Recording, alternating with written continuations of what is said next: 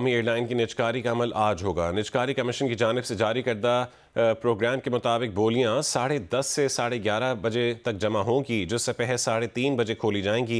ये कार्रवाई मीडिया पर बराह रास्त दिखाई जाएगी। बोली में हिस्सा लेने वालों में 3 कंसोर्शियम शामिल हैं। बोलियां जमा होने के बाद मोहरबंद लिफाफे शफाफ डब्बे में रखे जाएंगे।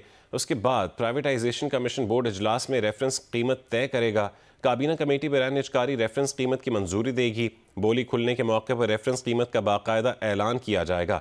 रेफरेंस कीमत से ज़ायद बोलियों की सूरत में खुली नीलामी होगी। निजकारी कमीशन के मुताबिक अगर कम बोली की कीमत हुई तो सबसे ज़्यादा बोली दहिंदा को तरजीह दी जाएगी। वफाकी काबीना से मंजूरी के बाद बोली दहिंदगान से मौसूल दस्तावेज़ात पर दस्तखत होंगे। उसके बाद निजकारी कमीशन 90 दिन में तमाम कानूनी कार्रवाई मुकम्मल करेगा। जायदादों, वाजिबात और लीज पर लिए गए तैयारों की मुंतकली भी अमल में आएगी। लेन देन के ढांचे के तहत कौमी एयरलाइन के 75% हिस्से की फ़रोख्त के लिए बोली होगी। 75% बोली रकम का 92.5% कौमी एयरलाइन को मिलेगा और 7.5% रकम कौमी ख़जाने में जमा होगी।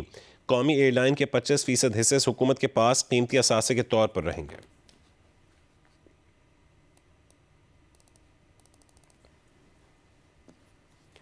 अमरीकी सदर ट्रंप की एक बार फिर फील्ड मार्शल सैयद आसिम मुनीर और वज़ीर आज़म शहबाज शरीफ की तारीफ।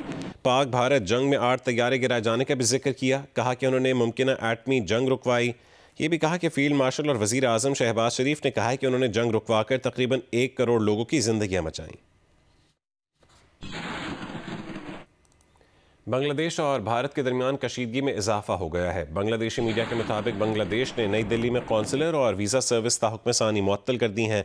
अबूरी हुकूमत का कहना है कि यह फैसला उन हालात के बायस किया जो नज़रअंदाज नहीं किए जा सकते। 2 रोज़ पहले नई दिल्ली में बांग्लादेशी हाई कमीशन के सामने एहतजाजी मुजाहरा किया गया था और एहतजाज में बांग्लादेशी हाई कमिश्नर को जान से मारने की धमकियां दी गई थीं। बांग्लादेश में भारत मुखालिफ तलबा एहतजाज पर भारत 1 रोज़ पहले चिटागोंग का अपना वीज़ा सेंटर बंद कर चुका है।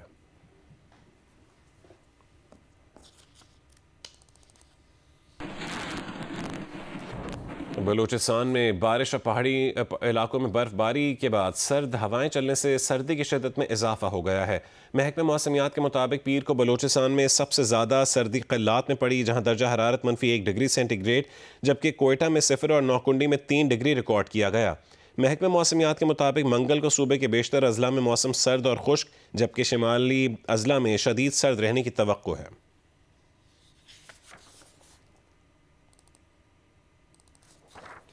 आज़ाद कश्मीर में बारिश और पहाड़ों पर बर्फबारी के बायस जहां तवील खुश्क साली का खात्मा हुआ है, वहीं आज़ाद कश्मीर भर में बड़े पैमाने पर जंगलात में लगी आग भी बुझ गई है। मुख्तलिफ मकामात पर लगी आग से कीमती दरख्तों और कुदरती नबातात को शदीद नुकसान पहुँचा है। नाज़िम आला जंगलात मलिक असद के मुताबिक नीला, मुजफ्फराबाद, बाग और हवेली के मुख्तलिफ जंगलात में लगी आग बारिश के बायस मुकम्मल तौर पर बुझ चुकी है, जबकि पूंछ, पलंदरी, कोटली और भिम्बर के जंगलात में लगने वाली आग का भी खात्मा हो गया है। गुज़िश्ता चंद रोज़ के दौरान वादी नीलम में 15 मकामात पर 500 एकड़ से ज़ायद रकबा आग की लपेट में आया, जिससे कीमती दरख्तों और कुदरती नबातात को शदीद नुकसान पहुँचा। उनका कहना था कि जंगलात में आग लगने की बड़ी वजूहात शिकारियों, बकरवालों, बच्चों और मकामी अफराद की जानिब से एहतियाती तदाबीर पर अमल ना करना है।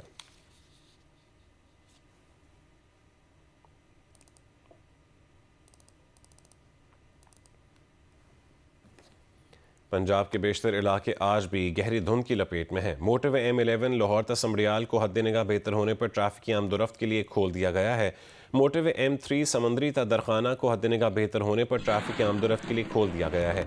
मोटरवे M4 पिंडी भट्टियां ता मुल्तान को हद निगाह बेहतर होने पर ट्रैफिक की आमदोरफ्त के लिए खोल दिया गया है। मोटरवे M5 शेरशाह ता ज़ाहिर पीर को भी हद निगाह बेहतर होने पर ट्रैफिक की आमदोरफ्त के लिए खोल दिया गया है।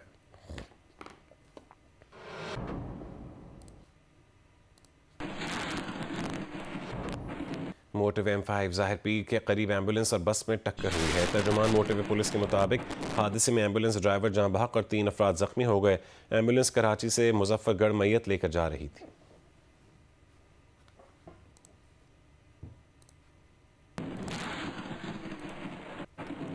अलीमा खान ने कहा है कि पार्टी का जो लीडर मुज़ाकरात की बात करता है वो बानी PTI की पार्टी के साथ नहीं, ना वो बानी PTI का साथी है। बानी PTI ने स्ट्रीट मूवमेंट का पैगाम खैबर पख्तूनख्वा की क़यादत को दे दिया है। तहरीक तहफ़्फ़ुज़ आइन के 2 रोज़ा कॉन्फ्रेंस के एलामिये का हमें इल्म नहीं है। इंसदाद दहशतगर्दी अदालत रावलपिंडी के बाहर मीडिया से गुफ्तगू करते हुए अलीमा खान ने कहा कि बानी PTI ने गुज़श्ता साल 22 नवंबर को पुरअमन एहतजाज की कॉल दी थी। उन पर इल्ज़ाम है कि उन्होंने बानी का पैगाम आवाम तक पहुँचाया है।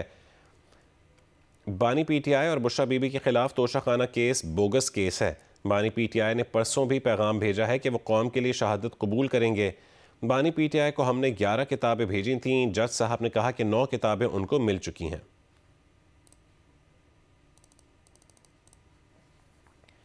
वफाकी वज़ीर तारिक फजल चौधरी ने कहा है कि 8 फरवरी तक बानी तहरीक इंसाफ से मुलाकातें बंद रहेंगी। प्रोग्राम कैपिटल टॉक में तहरीक इंसाफ के सेनेटर बैरिस्टर अली ज़फ़र ने कहा है कि बैनुल-अक़वामी सतह पर और पाकिस्तान के आईन और कानून के मुताबिक भी किसी को कैद तन्हाई में रखने की इजाज़त नहीं है। जेल वो आपकी पॉलिटिकल पार्टी का हेडक्वार्टर नहीं होती। अगर जेल में मुलाकातों के बाद आप एक सियासी तौर पे एक ऐसी मुलाकातें आपकी तवक्को हो कि शुरू हो जाएं और उसके बाद जो आप वहाँ से ज़हर उगलें अपने इदारों के ख़िलाफ़, रियासत के ख़िलाफ़, इदारों के सरबराहों के ख़िलाफ़, एक ऐसा बयानिया जिससे मुल्क में आप आग लगाने की कोशिश करें, तो हुकूमत फिर ज़ाहिर है। तो इसका मतलब है 8 फरवरी तक उनकी मुलाकातें बंद ही रहेंगी। 8 फरवरी तक उनकी मुलाकातें बंद रहेंगी। ये हर आइन दुनिया का उठा के देख लें, आप इंटरनेशनल कॉवेनेंट्स उठा के देख लें, आप हमारा अपना कानून देख लें, उसमें सॉलिटरी कन्फाइनमेंट जो है किसी वजह से भी नहीं हो सकती। ये इसको टॉर्चर तस्वर किया जाता है और पाकिस्तान ने बाकायदा ना सिर्फ साइन किया हुआ है इसको, ये ट्रीटीज़ को, इन मुआहदों को, बल्कि अपने कानून में भी और आइन में भी दर्ज किया हुआ है। इसलिए ये कहना किसी का कि हम सॉलिटरी कन्फाइनमेंट में रखेंगे 8 फरवरी या एक दिन भी, ये ऐसी स्टेटमेंट है जिसको मैं कहूँगा कि ये आइन और कानून के खिलाफ है। अगले 6 हफ्ते जो हैं 8 फरवरी 2026 से पहले खैबर पख्तूनख्वा में क्या होगा? चीफ मिनिस्टर साहब को डिस्क्वालीफाई करने की कार्रवाई शुरू होगी या गवर्नर राज लग जाएगा? ये कि वो तब्दील होंगे, ये कोई फेडरल गवर्नमेंट की ख्वाहिश नहीं है। जो हमारी ख्वाहिश है कि वो काम करे। वज़ीर आला खैबर पख्तूनख्वा के मुआविन ख़ुसूसी बराए इत्तलात शफ़ीउल जान ने कहा है कि वज़ीर आला सुहेल आफरीदी गैर मुतवक्किल शख्सियत के मालिक हैं। वो बिल्कुल मुख्तलिफ सतह पर जाकर हमारी मुज़ाहमती तहरीक की क़यादत करेंगे। जियो न्यूज़ के प्रोग्राम आज शाहज़ेब खानज़ादा के साथ में गुफ्तगू करते हुए उन्होंने कहा है कि हम इस बार एक बार आएंगे और अपने मकासद हासिल करेंगे। तहरीक तहफ़्फ़ुज़ आईन पाकिस्तान का इजलास होता है, मगर तहरीक इंसाफ अब प्रोटेस्ट की कॉल दे रही है, सड़कों पर आने की बात कर रही है। क्या मायूस हुए आप उस इजलास से? तमाम तर जिम्मेदारी जो है तहरीक की, वो अभी भी हम कह रहे हैं कि वो महमूद खान अचकज़ई साहब के पास है, अल्लामा नासिर साहब के पास है। मैस मोबिलाइजेशन हो रही है, जिस तरीके से अब ये पंजाब जाएंगे, जिस तरीके से ये सिंध में जाएंगे, स्ट्रीट मूवमेंट की बात हो रही है, जिसका मैसेज इमरान खान साहब ने सुहेल आफरीदी साहब को दिया हुआ है। तो ये कलेक्टिवली उसकी तैयारी की तरफ हम जा रहे हैं। मुज़ाकरात उस सूरत में होंगे या तो फ्रेश इलेक्शन की कॉल कर दी जाए या फिर जो हमारा मैंडेट चुराया गया है वो वापस हो जाए। और क्या महमूद खान अचकज़ई साहब तहरीक तहफ़्फ़ुज़ आईन पाकिस्तान है वो भी यही कह रहे हैं? महमूद खान अचकज़ई साहब ने भी ये बात की। तीसरा उन्होंने ये कहा कि अल्लामा नासिर साहब को, महमूद खान अचकज़ई साहब को, खान साहब की बहनों को, हमारी पाकिस्तान तहरीक इंसाफ की लीडरशिप को, सीएम खैबर पख्तूनख्वा को रसाई हासिल हो इमरान खान साहब तक। हम मौलाना फजल रहमान साहब के साथ चलने को तैयार है अगर वो इस गवर्नमेंट के खिलाफ कोई भी तहरीक की तरफ चलते हैं। अगर गवर्नमेंट ये समझती है कि Pakistan Tehreek Insaf as a political party लोगों को गैदर नहीं कर पा रही, तो ये इनकी खुशफहमी है। जो भी तारीख दी जाएगी तो आप देखेंगे कि लाखों लोग खैबर पख्तूनख्वा से इस्लामाबाद की तरफ या जो भी हमें प्लान दिया जाएगा उस तरफ जाएंगे। सर्दियों में आप कुछ नहीं करने जा रहे हैं हुकूमत के खिलाफ, तो आप बड़ी तहरीक की बात कर रहे हैं। वो तमाम तर जिम्मेदारी जो है वो महमूद खान अचकज़ई साहब के पास है। हमारी मरकजी क़यादत उनसे मशावरत कर रही है, हमारी सूबाई क़यादत उनके साथ मशावरत कर रही है, CM Khyber Pakhtunkhwa back to back उनसे मिल रहे हैं। वो जो भी प्लान देंगे, चाहे वो 8 फरवरी से पहले हो, 8 फरवरी के बाद हो, आप देखेंगे कि बहुत बड़ी तहरीक जो मैस मोबिलाइजेशन हम कर रहे हैं, जो स्ट्रीट मूवमेंट शुरू हो चुकी है, ये बहुत बड़ी तहरीक की शक्ल इख्तियार करेगी। अब अगर आप निकलेंगे, आफरीदी साहब अगर लीड कर रहे होंगे तो क्या तब्दीली आ जाएगी? आफरीदी साहब जो है वो बड़े अनप्रेडिक्टेबल हैं। जिस तरीके से उन्होंने 18 घंटे का धरना दिया, हमें लग भी रहा है कि हमें तहरीक की तरफ ही जाना होगा, मजम्मत ही आखिरी रास्ता बचा है। जिस तरीके से सुहेल आफरीदी साहब इसको तहरीक को लीड करेगा वो कुछ नेक्स्ट लेवल की होगा। हम जल्दबाजी में ऐसा कोई फैसला नहीं करना चाहते, हम भरपूर तैयारी के साथ आएंगे। हम इस बार एक ही दफा आएंगे और अपने मकासद हासिल करेंगे।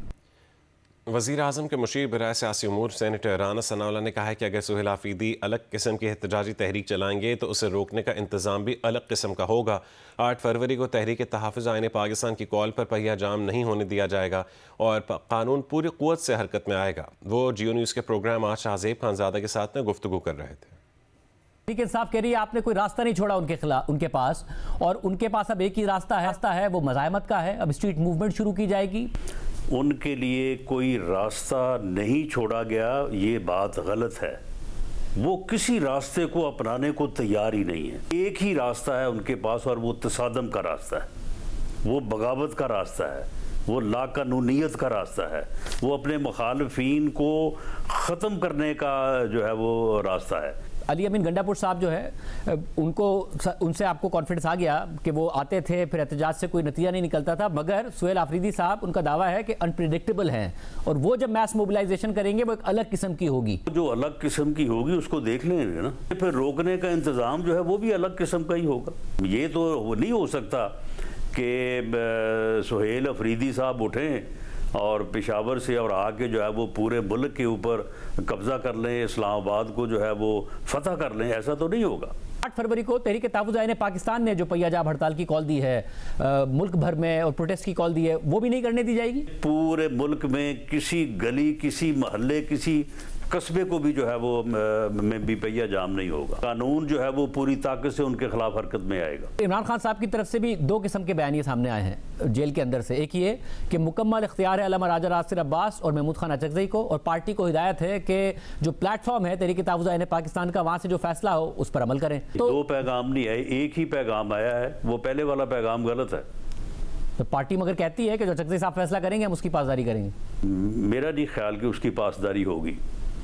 और अचकज़ई साहब ने तो नवाज शरीफ साहब को किरदार अदा करने का कहा है, तो नवाज शरीफ साहब की भी वही पॉलिसी है जो हुकूमत की है कि एहतजाज हुआ क्रश करेंगे। नवाज शरीफ साहब जो है बड़ा वाज़ेह है कि अगर कोई कानून को हाथ में ले तो उसके खिलाफ जो है वो कार्रवाई होनी चाहिए।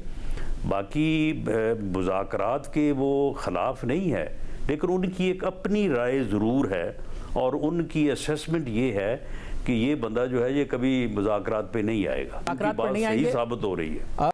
वज़ीर आज़म शहबाज शरीफ ने अंडर-19 एशिया कप की फातह कौमी टीम को ज़राने की दावत दी। टीम वज़ीर आज़म हाउस पहुंची तो वज़ीर आज़म शहबाज शरीफ ने खुद उनका इस्तकबाल किया, मुसाफा किया, भारत के खिलाफ शानदार कामयाबी पर मुबारकबाद दी और कहा कि आप लोगों ने दुनिया भर में पाकिस्तान का नाम रोशन किया।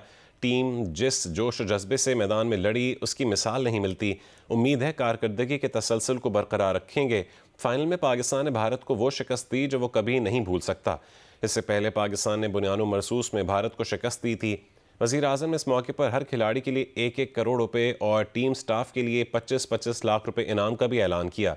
वज़ीर आज़म शहबाज शरीफ ने 172 रन की इनिंग्स खेलने वाले समीर मिन्हास को बेहतरीन कारकर्दगी पर हीरो करार दिया। अली रज़ा और अब्दुल सुबहान की शानदार बॉलिंग को सराहा।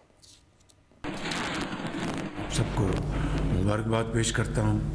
आपने पाकिस्तान का नाम फ़ख्र से बुलंद किया है और मुखालिफ को आपने वो शिकस्त दी है कि वो सोच भी नहीं सकता था।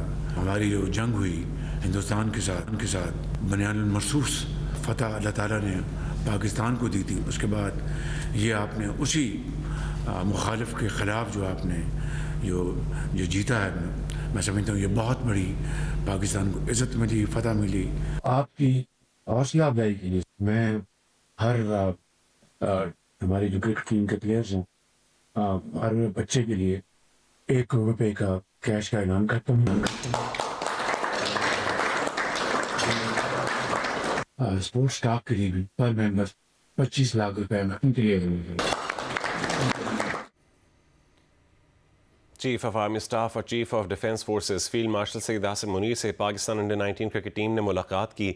मुलाकात के दौरान फील्ड मार्शल ने एशिया कप अंडर-19 में शानदार फतह पर खिलाड़ियों, टीम मैनेजमेंट और ऑफिशियल्स को मुबारकबाद दी।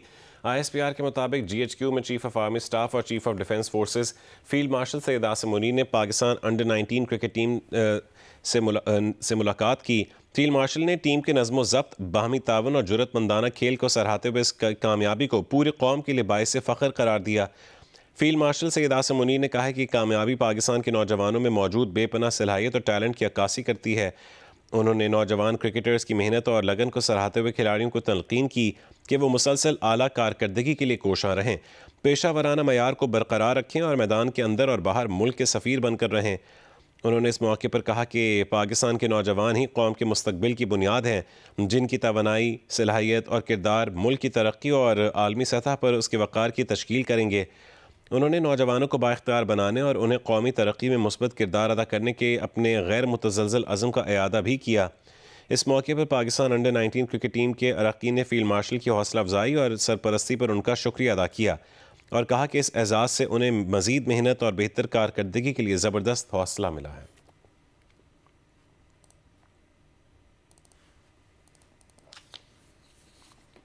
चेयरमैन PCB मोहसिन नकवी ने कहा है कि अंडर 19 एशिया कप के फाइनल में भारतीय खिलाड़ी पाकिस्तानी प्लेयर्स को इश्तियाल दिलाते रहे, इससे मुतालिक ICC को आगाह कर रहे हैं। सियासत और खेल को अलग रखना चाहिए। दूसरी साइड पे जो दूसरी टीम थी वो फिर उसी तरह की जिस तरह उन्होंने लास्ट टाइम कुछ चीज़ें की लेकिन उन्होंने बड़े बेहतर तरीके से उसको हैंडल किया। आपने पहले भी कहा था कि सियासत और क्रिकेट को अलग-अलग रखना चाहिए। आपने लास्ट टाइम भी जब पाकिस्तान टीम के साथ मिले थे आपने यही बात की थी। बिल्कुल, और वो पॉलिटिक्स अपनी तरफ है लेकिन जो स्पोर्ट्स है वो उसी तरह चलनी चाहिए। तो कल फिर जिस तरीके से उन्होंने बिहेव किया, ये तो हमारे प्लेयर्स का एक सब्र का लेवल था कि इन्होंने कहीं पे कोई ऐसा रिएक्ट नहीं किया, लेकिन वो प्रवोक बार बार करते रहे और ऐसी ऐसी चीज़ें हुई। ऑल्दो ICC को इन्फॉर्म कर रहे हैं उसके बारे में, लेकिन ये भी क्रेडिट हम अपनी टीम को जाएंगे कि ये सिर्फ खेल पे फोकस रखा इन्होंने कल और अल्लाह ताला ने उसी के बदले हमें जीत दी। सदर मुमलिकत आसिफ अली जरदारी इराक़ के शहर नजफ़ पहुँच गए हैं। नजफ़ एयरपोर्ट पर गवर्नर नजफ़ यूसुफ मक्की ने सदर पाकिस्तान का इस्तकबाल किया। सदर आसिफ अली जरदारी और गवर्नर नजफ़ के दरमियान एयरपोर्ट पर मुलाकात हुई। नजफ़ में क़याम के दौरान आसिफ अली जरदारी इमाम अली अलैहिस्सलाम के मज़ार पर हाज़िरी देंगे। करबला में हज़रत इमाम हुसैन अलैहिस्सलाम और हज़रत अब्बास इब्न अली अलैहिस्सलाम के मज़ारात पर भी हाज़िरी देंगे।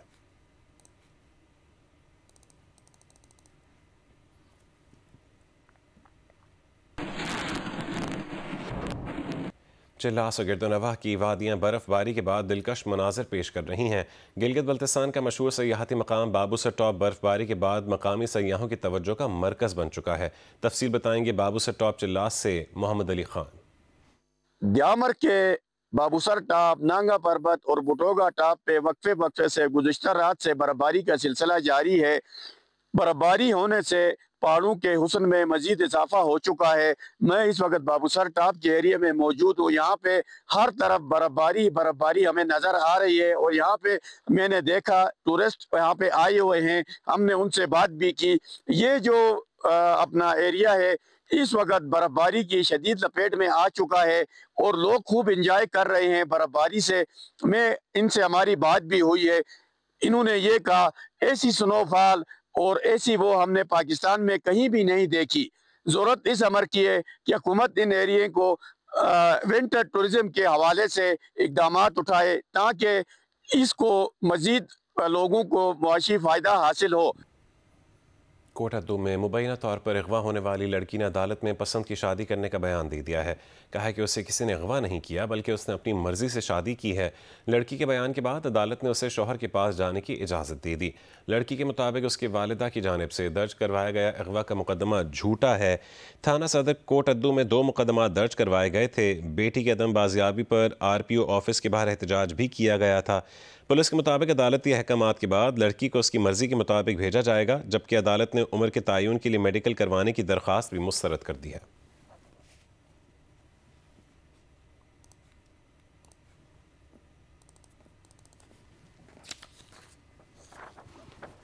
गवर्नर सिंध कामरान टिसोरी ने कहा है कि आज पाकिस्तान फील्ड मार्शल हाफिज सईद आसिम मुनीर की क़यादत में ताकतवर बन चुका है। मौलाना फजलुर रहमान से मुलाकात के बाद गवर्नर हाउस में प्रेस कॉन्फ्रेंस करते हुए गवर्नर सिंध ने कहा है कि सियासी और दीनी तंजीमें आवाम को इत्तेहाद का पैगाम दें ताकि मुआशी बहरान से निकला जा सके। सरबरा JUIFA मौलाना फजलुर रहमान ने कहा है कि दहशतगर्दी के खिलाफ हम सब एक पेज पर हैं, दिफाई क़ुव्वतों को दिफा के हवाले से मजबूत देखना चाहते हैं। गवर्नर हाउस कराची में गवर्नर सिंध कामरान टेसोरी के साथ प्रेस कॉन्फ्रेंस करते हुए उन्होंने कहा है कि अफगान महाजरीन को धकेलने की नहीं, वापस भेजने के लिए पॉलिसी बनानी चाहिए।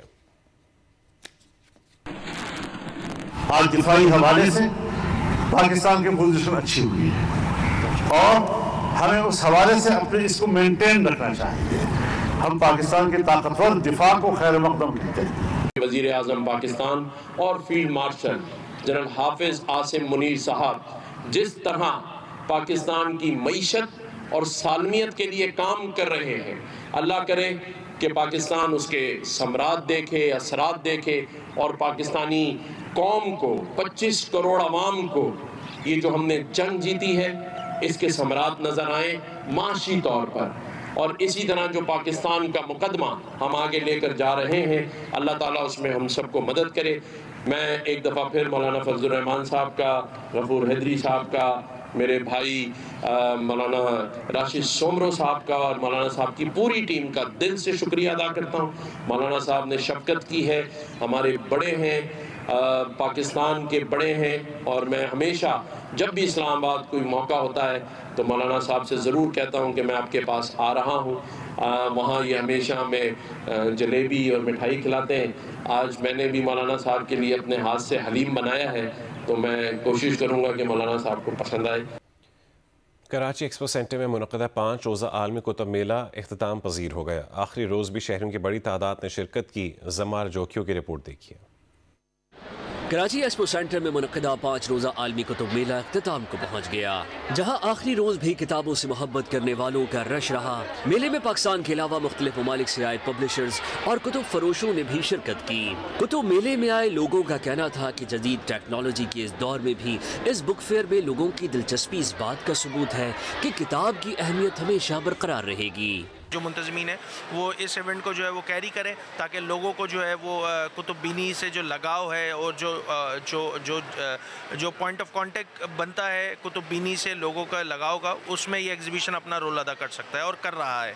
Our purpose is to adapt our ancient custom which was our forefathers used to read books, but nowadays we are getting far from books and our connection is getting fragile with books, so we are supposed to adapt this custom again and live using mobile phones and laptops and to make strong our connection with books. आना चाहिए, books पढ़ने चाहिए। Books अगर सस्ती हों, marry हों तो अभी भी कारी है। इंतजामिया के मुताबिक इस साल का कुतुब मेला बहुत कामयाब रहा और लाखों किताबें फरोख्त हुई। 330 स्टॉल होल्डर्स हैं यहाँ, जिसमें 17 ममालिक के लोग आए हुए हैं जो गैर मुल्की। और बुक फेयर का मतलब है लोग आएँ, रीडिंग कल्चर जो है प्रमोट हो। बहुत अच्छा एक्सपीरियंस है इस साल का भी। और बच्चों की सर्दियों की छुट्टियां स्टार्ट हो रही हैं, तो पेरेंट्स उनको मेरे ख्याल से जो छुट्टियां हैं उनके लिए किताबें दिला रहे हैं। शुरका का कहना था कि ऐसे कुतुब मेलों में न सिर्फ उन्हें अपनी मनपसंद किताबें आसानी से मिल जाती हैं, बल्कि इससे शहर का मस्बत इमेज भी उजागर होता है। कैमरामैन सज्जाद हुसैन के साथ जमार जोखियो, जियो न्यूज़, कराची। मुल्तान में क्रिसमस की तकरीबात का सिलसिला जारी है। मसीही बिरादरी की जानिब से 200 पाउंड का केक काटा गया। उनका कहना है कि क्रिसमस का त्यौहार अमन व सलामती और खुशहाली का पैगाम देता है। तफसील बताएंगी सालिहा मलिक। जी, मुल्तान में भी दिसंबर का महीना आते ही मसीही बरादरी की जानिब से जो क्रिसमस की तैयारियां हैं वो शुरू कर ली जाती हैं। चर्चेस को सजाया जाता है, घरों को सजाया जाता है, इसके अलावा गलियों को सजाया जाता है लाइट्स के साथ, फूलों के साथ। और ख़वातीन जो हैं वो स्पेशली क्रिसमस के लिए पार्लर्स का रुख करती हैं, बच्चों की शॉपिंग्स करती हैं और चर्चेज़ में जो है वो तकरीबात शुरू हो चुकी हैं। 200 पाउंड का केक इस टाइम चर्च में जो है वो काटा गया है। पूरा मंथ हम पूरे डेकोरेशन करते जाते हैं, सब मिलकर खुशियाँ मनाते हैं, एक दूसरे के घरों में जाते हैं, एक दूसरे की दावतें करते हैं। हमारे हार्वेस्ट टाइम चर्च में क्रिसमस की बहुत बड़ी सेलिब्रेशन होती है जिसमें 200 पाउंड केक कटिंग होता है और हम मतलब बेवा को राशन दिया जाता है, इसमें बच्चों को गिफ्ट दिए जाते हैं, टैबलोज होते हैं, डांस होते हैं। जब दिसंबर स्टार्ट होता है तो तब मैं सेंटा क्लॉज लेते हैं और मैं सेंटा बनती हूँ और बच्चे देख के बहुत खुश होते हैं, बात लोग भी देख के बहुत खुश होते हैं और मैं बच्चों को गिफ्ट भी देती हूँ। इस बात से भी बच्चे बहुत खुश होते हैं और बहुत इंजॉय करते हैं। इसके अलावा इनकी जो तकरीबात हैं वो 1 दिसंबर से शुरू हो जाती हैं और 1 जनवरी तक इनकी जो तकरीबात हैं वो चलती रहती हैं। इसके अलावा जो यहाँ पे मुल्क व कौम की सलामती के लिए दुआएं भी की जाती हैं और इनका यही कहना है कि हमारा क्रिसमस का मकसद जो सलामती और दोस्ती का पैगाम देना है तमाम लोगों को, कि तमाम लोग जो हैं वो एक साथ हैं और पाकिस्तान की तरक्की में और खुशहाली में जो है वो अपना अहम किरदार अदा करेंगे। इस टाइम जो है वो ख़वातीन कोई सेंटा क्लॉथ बना हुआ है, कोई क्या बना हुआ है और इस टाइम टोपियाँ पहन के लोग जो हैं वो अपनी तकरीबात को ज़ोरों शोर से मना रहे हैं। जी।